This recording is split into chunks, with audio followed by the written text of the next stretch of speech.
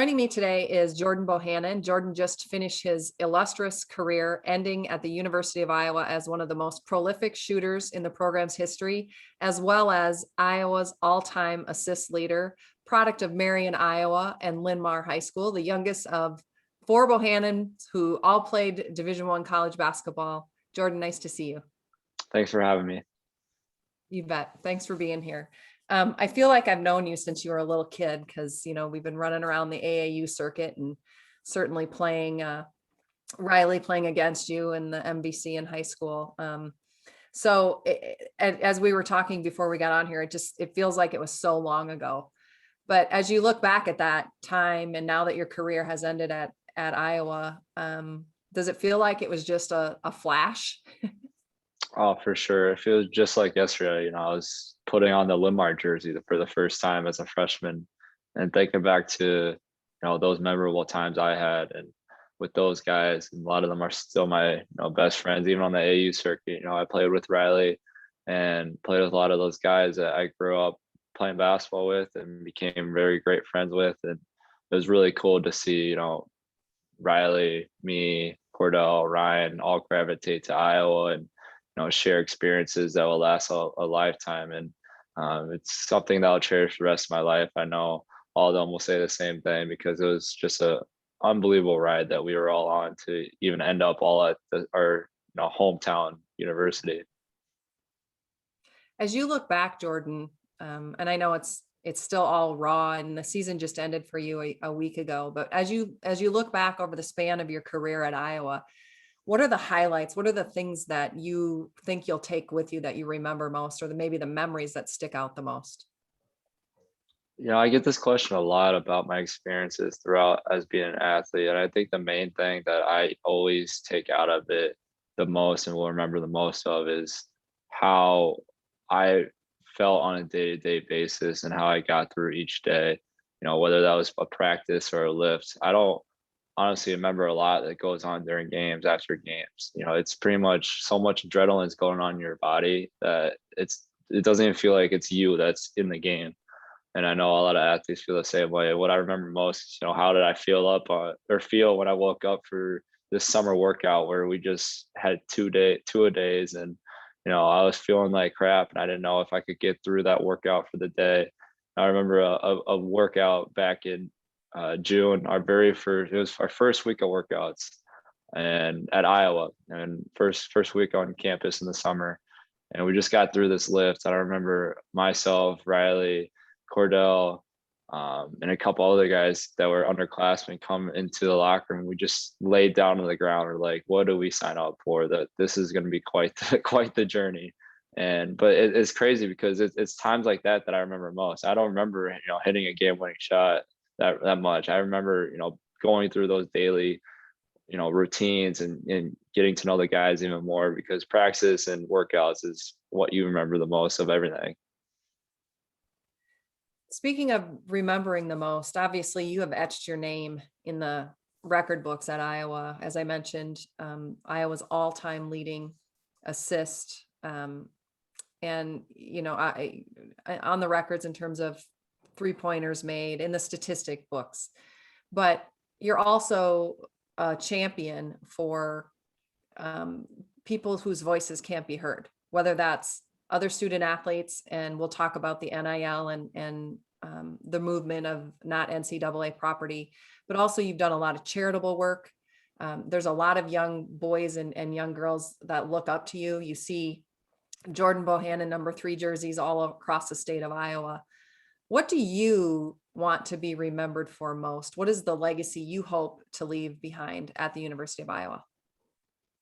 I'm just hoping I left a legacy of, understanding why I play basketball. I wrote down on my shoes ever since I got to the campus at Iowa City, freshman year, that I want to stick to my roots of what got me here and why I'm playing the game of basketball. And I found my why to be to try to inspire the younger generation. And when I got to that point of, playing well enough for people to, hopefully they knew my name back then and hopefully they do now, but when I got to see these kids, opening up my number 3 jersey on Christmas Day and getting sent those pictures, that is one of the most surreal moments that I've ever had, junior year, when everyone was doing that, sending me those pictures. It was the coolest experience ever to see that, a young kid in, a small town in Iowa has, high hopes of playing basketball, and that they look up to me and what I've done, not only on the court, but off the court as well. So that will for sure be, what I want my legacy to be, is that hopefully I impacted a handful of kids that, wanted to, move on with their profession, whether it was, a dream of playing basketball, or, becoming a teacher, doing something in the real world that was a dream of theirs. So for sure, inspire the younger generation is what I want to be remembered as. And that didn't come easily for you. I know we've talked about the surgery that's been publicly known, but I think a lot of times people look at athletes, and especially we hear this in social media now, as you're on this quest to help with the NIL movement, and we always hear people saying, "Oh, but you get this, that, and the other thing." It's like, and athletes are pampered, and you should just shut up and dribble. And I know, but for people that might not realize, just kind of talk about, if you can, and not saying that this was the overwhelming or overarching feeling that you had, but you had physical adversities you had to fight through, you and the rest of your teammates.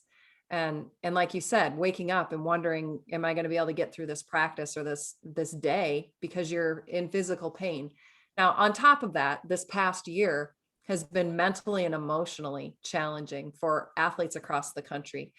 Can you just kind of give a highlight, or maybe an overview of what this past year has been like, for not only for you, but all the rest of the athletes on your team, as you've had to endure COVID protocols and missing games and being isolated and shut down, and really just constrained, and how you can live your life? Yeah, for sure. It was one of the most mentally draining and physically years of my life. And I'm sure everyone on the team will say the same thing, as well as, other teams across the country, that what we had to deal with on a daily basis of, getting up in the morning and being tested every single day, and only being able to be around our teammates every day, and not being allowed to see our family members after games, not seeing friends at all. I just saw my family, my mom and dad, close up. I was able to give them a hug for the first time in, about 5-6 months, which was, really special to know that the adversity that we went through this entire season is something that a generation of athletes haven't ever been through. It was a once in a lifetime, pandemic, where hopefully this will never happen again. I'm praying that it won't never happen again. But I would like to think that we provided a light for a lot of people back home that were dealing with issues, at home with their families, and not being able to do much, that they were able to turn on their TV and watch us play the game that we love to play. And a lot of it, what we did was for the love of the game, where there was no fans in the stands, which was miserable. I feed off the crowd. I've always been a guy that fed off the crowd and the energy from, home and away games, but not having that was a whole different, dimension to kind of work through and, fight through. But it was all worth it in the end, because I feel like we did, at the end of the day, provide a lot of hope and light to a lot of families throughout the entire Midwest. Yeah, you certainly did. And can you speak to, Jordan, what did you have to do? What did you find yourself? What worked for you to try to deal with that, the mental and emotional draining? Because just like we have physical injuries, right? You go to the trainer, you get ice, you do the stim machines, there's all kinds of things, exercises you're doing to take care of your body physically. What did you personally find helpful to take care of yourself mentally? Yeah, mental injuries are definitely way more complicated than physical injuries, because there's not a lot of solutions that can help you, to get your mental on straight. And this year was a prime example of it. I know everyone dealt with issues on their own, and myself, it was really hard to work through, because I love being around my family, I love being around my friends, I love being around people, and I wasn't able to do that. And granted, I love my teammates, but at the end of the day, you can only be with a certain amount of people for so long before you go crazy. But for myself, I did everything I could to try to take my mind off basketball when I wasn't in Carver or around people. around my teammates, because, I was around them enough. I needed a little time for myself to, whether that was me doing a podcast or me, jumping on to video games with my friends, or, just Zooming one of my friends. That helped me incredibly a lot, because that helped me to realize that at the end of the season, there's going to be a little bit of light for us. And as long as we get through this rough patch, that was kind of my way to, take a break from it all for a little bit. And I think that helped me definitely get through it. Well, I'm sure your mom and dad appreciated that hug. I can say personally, I actually, because as you know, Riley is out in California now as a grad transfer, and they had 0 fans in the stands. Parents couldn't even go. And so I went to their tournament, which was in Vegas, thinking that we would be allowed, and we weren't. So I literally spent 4 days in a hotel watching him play on the computer until they got beat, so that I could see him for 2 hours and hug him. But it was Yeah. totally worth it. Yeah, it's as much as it took the toll on me, I'm sure it took his biggest toll on my mom, my dad, and my brothers, that I wasn't able to go out to eat with them after a game, wasn't able to just be around them closely. But that was a sacrifice we had to make, and that just shows a lot of how essential we are as college athletes. And I'm very thankful that we're able to get through this season. No, nothing bad happened to us or teammates or coaches or anyone part of the program, and it showed a lot of what our sacrifice was as players to try to make this season happen. Absolutely. Absolutely. I mean, you became entertainers more than ever, I think, this season, even though there wasn't a fan in the stands. So that leads me to, the way things ended, I know is not what you wanted, what your team wanted, what any of us anticipated. There was a lot of hype about your team. You clearly had all the talent that you needed to go a long way in this tournament. But, as life goes, it doesn't always go the way we plan. And you had an early exit in a loss to Oregon. It's been about a week now, a little over a week. Was Monday the 22nd. How are you doing a week later after processing all of that? I'll tell you what, that I was really struggling for about 48 hours. I got home and I didn't know what to do to try to take my mind off the Oregon game and how we played, and especially how myself played, knowing that it was arguably one of the biggest games of my careers, and I had arguably one of the worst games of my careers. So it was very hard for me to work through it. What helped me a lot was talking to my dad, and it's funny how much our lives have interlapped with just myself and my dad. Him playing at Iowa and myself having full circle of myself going to Iowa and kind of living through his legacy. And he talked about when they went to the Rose Bowl, and he was a big reason why they shifted that entire football program. It was basically because my dad and his team that shifted it all. And they got to the Rose Bowl and laid a stinker. They played really bad, and my dad said that's something he had to live with for many years, and it really haunted him for how bad they played. And so it was kind of very, very intriguing to learn more about my dad's feelings through that time that he was going through, as well as what I was going through, because it was basically kind of the same, very, very similar. So I think talking through it helped a lot for myself mentally and physically to understand that when I wake up the next day, that the sun's going to rise, the same problems are going to rise that other people had before. It's not going to impact your life going forward, knowing that you play bad one game to take away from the fact of what myself and my teammates were able to accomplish throughout the year and throughout all of each other's careers. And I think it's interesting, and and kudos to you for figuring that out in 7 days. There's a lot of athletes out there, and I will raise my hand to this, who it took decades to learn the lessons, and you will continue to learn them, but to learn the lessons, the things that we felt were such adversities and that we just couldn't shake. And as there's athletes, your sport is your identity, whether the degree, it's really the thing that is different is just to what degree is it your identity. And so athletes with a high athletic identity can struggle once it's all over, especially the way it ends so abruptly. And so the fact that you're processing that and that you have your dad there who's been through that is so, so important. So I just encourage you and anybody listening to this that, you know, especially athletes, to really pay attention to that, because just trying to stuff our feelings and move on and suck it up and, you know, pull yourself up by the bootstraps can be damaging long term. But what I've seen you doing now, Jordan, is you've taken all of your experiences and all of the challenges and your, you know, determination and your work ethic, and now you're shifting it into this name, image, and likeness movement. And very recently through the tournament, you've teamed up with Isaiah Livers and with Geo Baker from Rutgers, Isaiah Livers from Michigan. And you guys, there was a hashtag going, or it's still going through the tournament, hashtag not NCAA property. Can you tell me how that all got started and how you connected with Geo and Isaiah? Yeah, it started personally back when my brother Zach got into the Final Four when he was the captain of his Wisconsin team early in the 2010s, and he kind of started speaking out about college athlete issues. It's funny because looking from a personal standpoint, that back in middle school, I actually wrote a research paper about why college athletes shouldn't be compensated.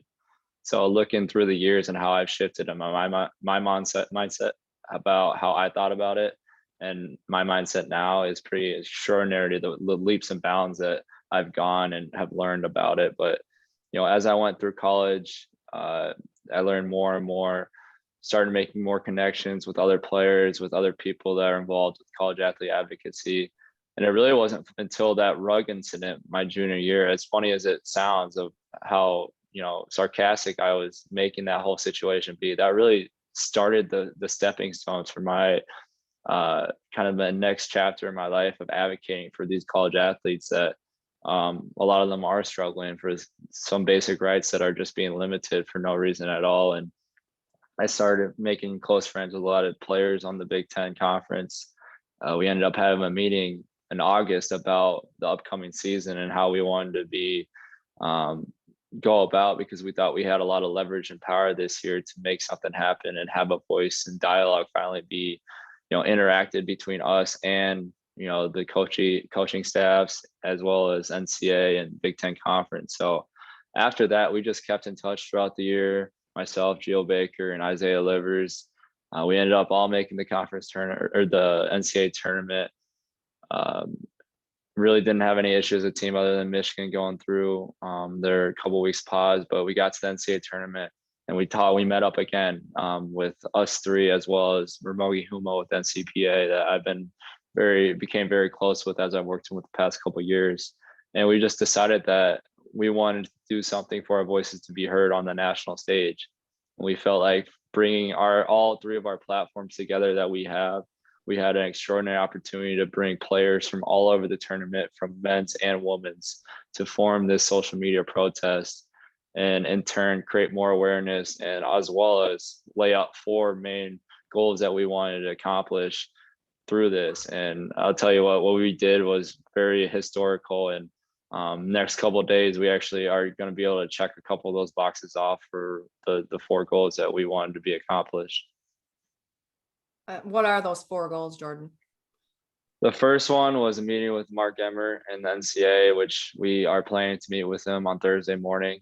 The second one was to meet with the Biden administration, and we're actually meeting with him an hour after Mark Emmer with the Biden administration and Senator Booker. The other 2 deal with our ability to continue to meet with federal legislators and continue to talk about these issues. And the fourth one is basically laying out the goal of wanting to establish name, image, likeness as a universal right that should be held by all college athletes. And our ability to check off those first 2 goals is going to help us continue to work through those next 2, because the work's just really getting started. And, you know, back in actually mid-December, we met with a bunch of college athletes through the universities of Iowa, and we met with a couple of senators, and we drafted a bill that got introduced into the Iowa or to the Iowa Congress. And the deadline's Thursday. We're working really hard to get that pushed to be released for a vote, because we think it will be passed. But the Senate Majority Leader is being non-committal right now. We're doing everything we can to push forward with that. So, but crazy journey that we've all been on as athletes, that we've decided to advocate for this because it's been very rewarding to see the work that we've put in the last couple of weeks. So if the let's talk about the Iowa legislature. You said the deadline is this Thursday, which is April 1st. That's convenient. April Fools. What is it that you're wanting to get past? How will that affect the state of Iowa and athletes here? Because I know this has happened in other states already. So just explain to people what that does for athletes in the state of Iowa.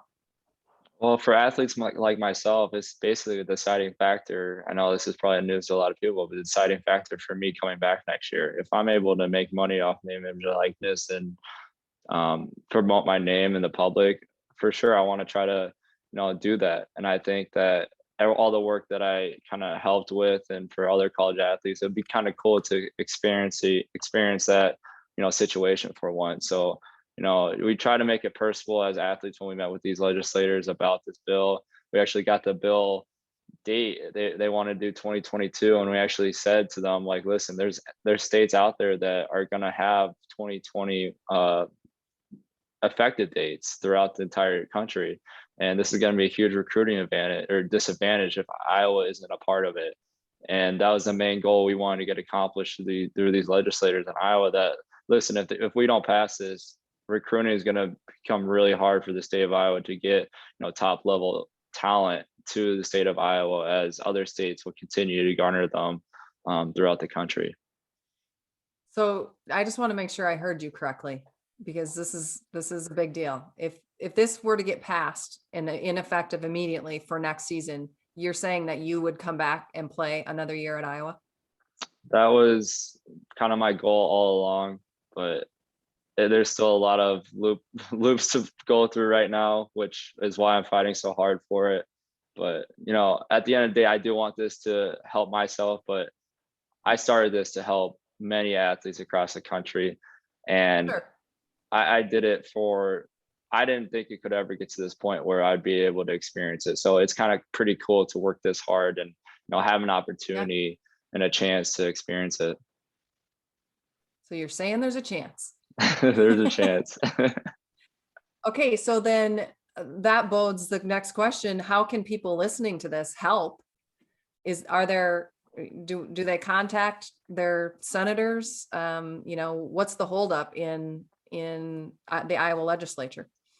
Yeah, the plan. So we got it past the subcommittees. It got passed with flying colors. That wasn't an issue. Right now, it's just basically Senator Whitver wanting to introduce into the Senate to be voted on. For whatever reason, he's kind of being non-committal with it. I'm planning to call him tonight about talking through it and his mindset of why he's being non-committal with it. The great thing about it is he's not opposed to it, and I believe this isn't a one-sided issue with Congress. This is a bipartisan bill that was formed through Iowa, and I think it can help so many athletes across the state, and as well as across the country that want to come to Iowa. There's going to be an advantage for them to come to Iowa if this does happen.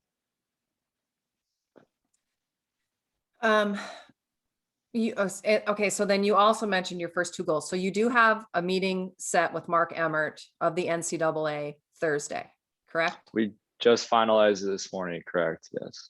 Okay. And then after that, you mentioned Senator Cory Booker, as well as the Biden administration. Do you know who else will be in attendance in that, specifically from the administration? I'm not for sure on the Biden administration.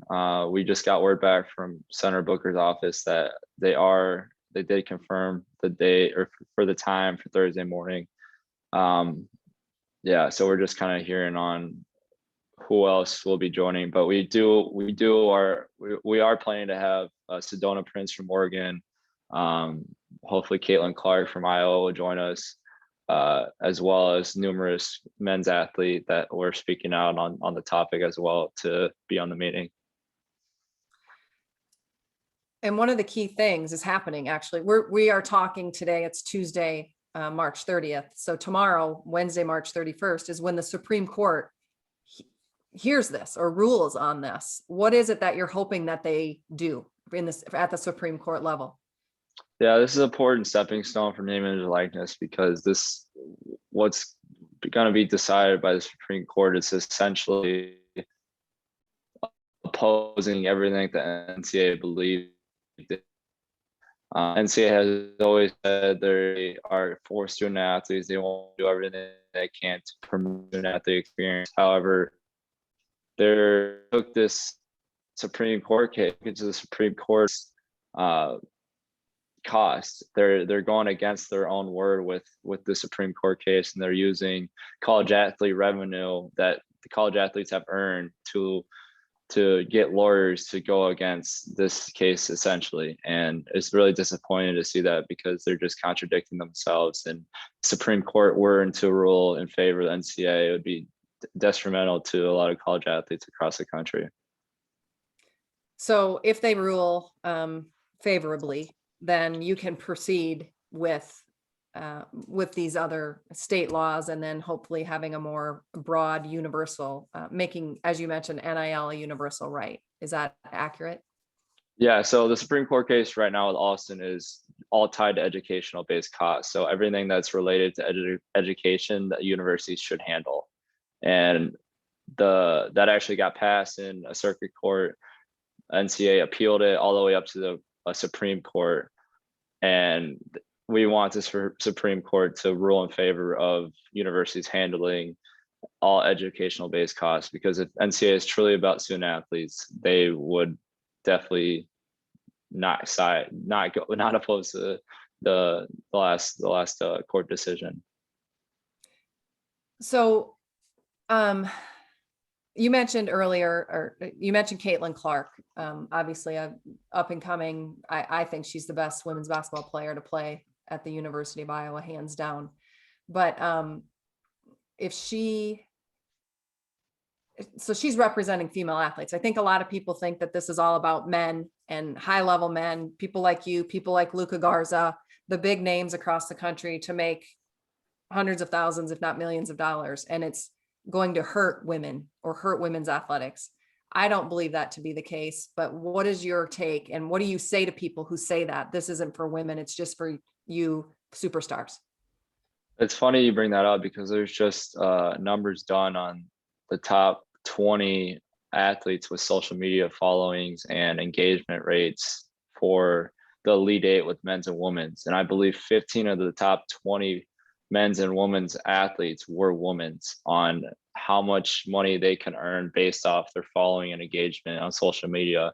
And Caitlin Clark was actually number 20 on it, with her following that she's garnered just over the last 2 weeks. She only had about 10,000 followers, and she went from 10,000 to almost 50,000 followers on Instagram just after this NCAA tournament.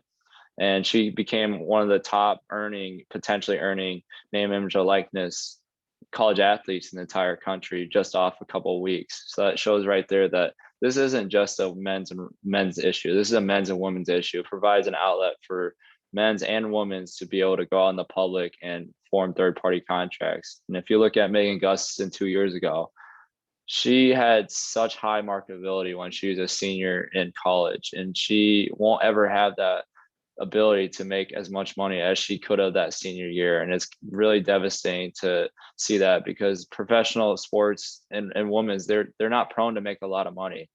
They're prone to make more money potentially in college. And this just shows right there from the social media following of how much opportunity there is for a lot of these women athletes. What do you say about the naysayers? And I know you get all these because I follow you and I on Twitter, and I like have to hold the mama bear back. But Riley would appreciate that. Yeah. So speaking of him, okay, we're going to talk about the women, but the other component of this are guys and women who are walk-ons. I think that people don't understand that these rules apply to everybody across the board. And a prevalent argument you hear is, yeah, but you're getting free education, free gear, free travel, free food, free this, that, and the other thing. And it's not that way. I mean, for instance, for guys like Riley who are paying their own way, these rules apply to walk-ons as well. What do you say about that? Yeah, it totally opposes their argument about well, you get a scholarship, you get all these things paid for. People that aren't on scholarship that are non-athletes have to pay for tuition and therefore in turn get name, image, and likeness, which it doesn't work like that because there's walk-ons, as you just said. As Riley was at Iowa for a couple of years, he had to pay his own way, and as well as was limited on his ability to, have a marketability to form third-party contracts in the community. So from that aspect, it doesn't make much sense that the NCAA is stating that case and other arguments across the board because it doesn't flow right. It doesn't, because when you sign your national letter of intent, you're signing up for limited, basically. And all other students that are going into college have that ability to have basic rights of having, endorsing their name, image, likeness. When you sign that letter of intent, you don't get that. You're signing away a basic right. And in terms of, because I've heard this as well, and this is coming more from the coaching perspective, because I've talked to coaches about this. We're in uncharted waters here, so there's a lot of moving pieces to this. One of the concerns I have heard is, how do you handle the chemistry amongst your team when one guy's getting paid a lot of money for his name, image, and likeness, and then you got other guys on the team that are not able to capitalize on that? How would you address that? I love this argument because I was just on the phone with Jay Billis the other week and we brought this argument up, and we were basically talking about there's not any discrepancy when head coach is being paid $2 million, $3 million a year, and assistant coaches are being paid below around six figures. There's no discrepancy. There's no people saying that, well, that's not fair. What's the team chemistry like when the coaches would be paying all that money? How's the players reacting when the coach is being paid $3 million and the players are just getting a bare minimum? That's basically the same argument. I hate that argument because that's the same exact thing, and no one ever says anything about the coaches and the amount of money they make. Granted, coaches do a lot of work. They do great work. They're phenomenal people in the coaching industry. However, that argument isn't correct, and it shouldn't be about what the team chemistry is like, because if you're good at something, you get paid more money for it. That's the kind of economy we live in. We live in a free market, and our ability is being limited, and we're essentially not in the free market as being college athletes. I would take it a step further in addition to that and say that that means a coach has to coach, meaning, there are guys that play more than other guys. There are guys that play 30, 40 minutes. There are guys that don't get to play at all. And it's still that coach's job to make everybody on that bench feel valued and feel like a part of the team. This just puts another aspect to that. So now you're not just talking playing time, you're talking ability to make money. But to me, the best coaches are going to be the ones who see it as another thing they have to handle, but find a way to make everybody else who maybe isn't making the money to still feel valued and part of the team, so that the focus doesn't become on how much money is Jordan Bohannon making. The focus is how well is his team playing together and are they winning games? Exactly. And if you're a great head coach, you're not arguing of this affecting your team. You believe in your work, you believe in your job and your ability to right the ship of your team no matter what happens through the season. Yeah. This is just to be to add another added level. And I don't think this is that hard to work through, to be honest. It's not that huge of a deal. Money should never get in the way of anything in life. And I've always held that true to my heart. And I think, coaches being paid these big salaries is just another, evidence to prove that. So the hashtag not NCAA property, we saw Isaiah Livers, right? With that shirt on. Yeah, he can't play for Michigan, but you see that shirt. By the way, are you guys selling those shirts yet?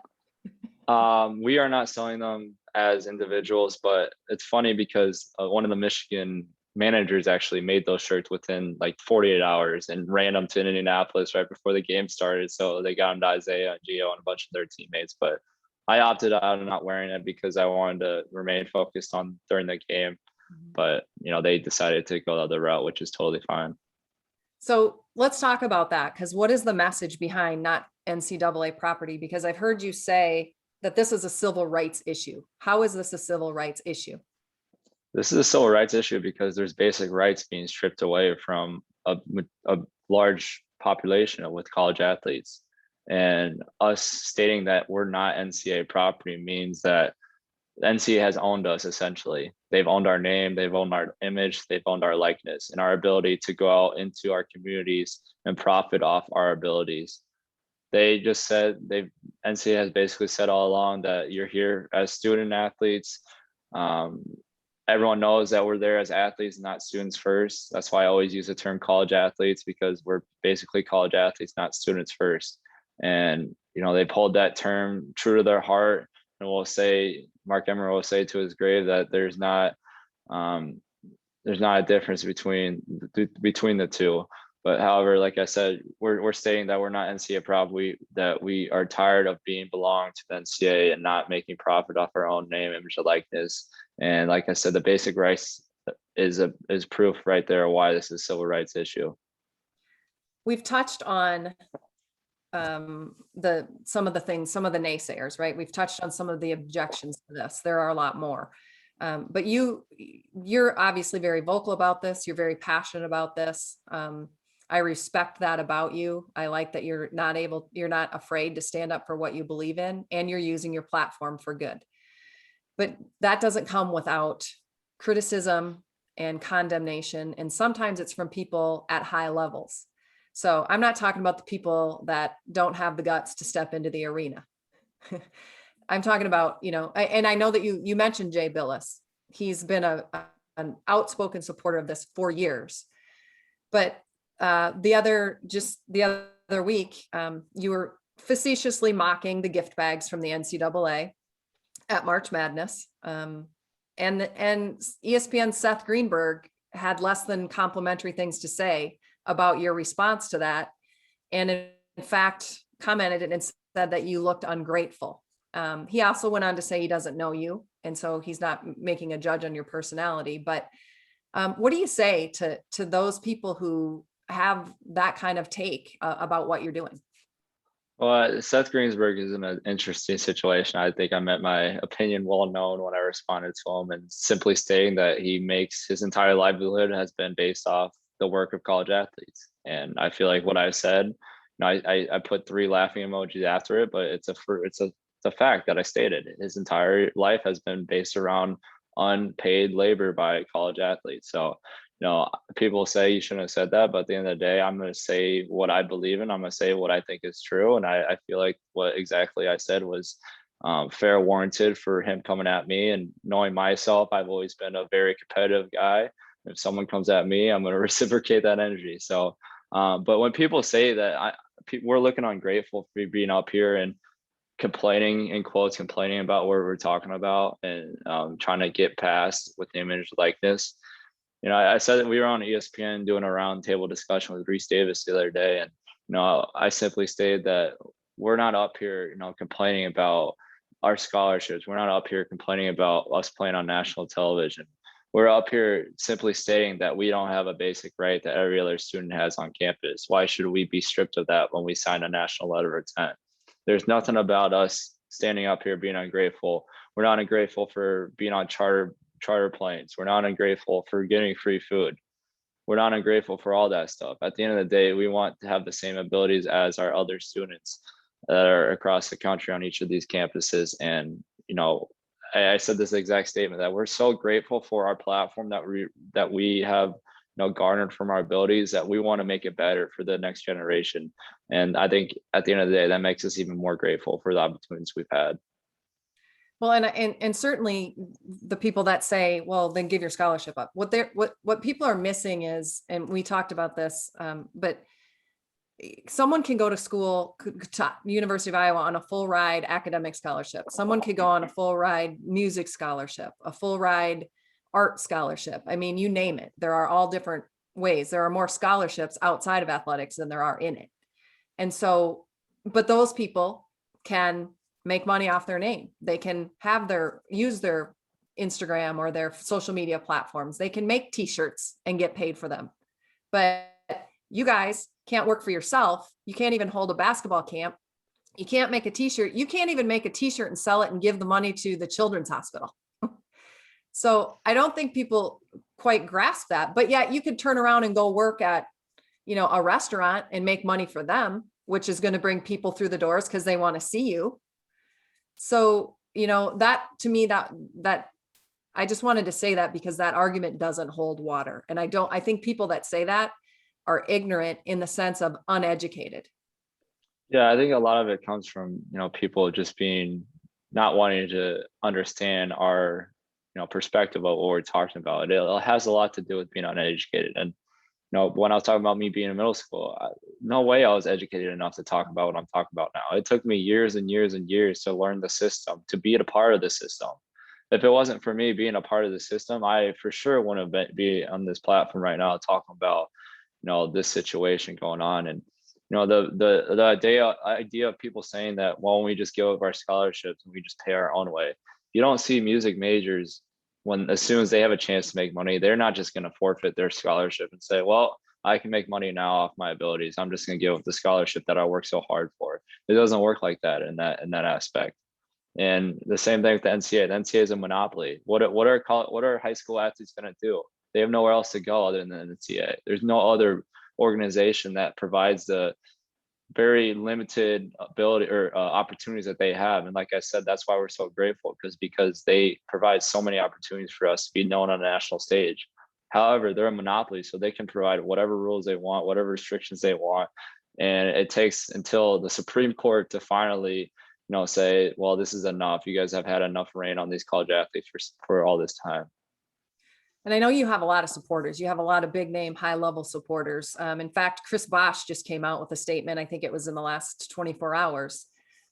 He plays for the Raptors, and basically kind of spelled out his story when he went to Georgia Tech and how, he got poorer, if you will, when he went to college, couldn't afford a coat and had no way to make money or income while he was there. So he's in full support of this. Who else has come to bat for you guys to back you up in this mission? There's been so many, from just former athletes my brothers have played against.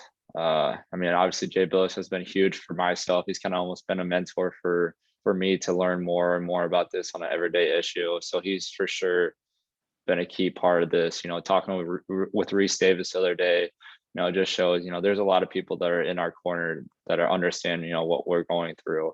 But if you just look across the board, there's a lot of national media members, a lot of reporters that are talking about this issue that are in full support. The Wall Street Journal just had me in an article and quoted me a couple of times and talking about the college athlete experience and what we go through and why it's so misunderstood by a lot of people. And I think the fact of the matter is there's so many, national media that's picking up on this that, a lot of them believe, all of these reporters that are writing these stories believe in. I've talked to literally probably 12 reporters in the past week and a half about this issue. Yeah. And all of them are understanding what we're going through. They had no NCAA experience. They have no idea what it's like playing college basketball. But when they hear people talk and they listen, that's when change can happen. And I think that's the most important thing in anything we do in life is our ability to listen to others. And I think we've definitely gone away from that as a society as a whole.